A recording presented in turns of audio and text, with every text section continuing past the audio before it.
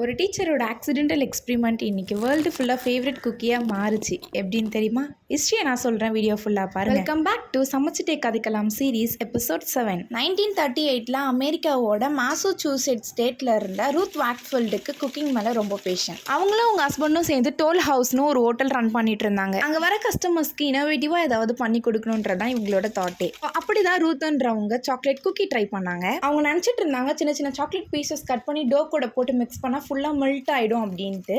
ஆனால் அதான் இல்லை. அந்த சாக்லேட்லாம் குட்டி குட்டி சிப்ஸ் மாதிரி குக்கிக்குள்ளே இருந்தது.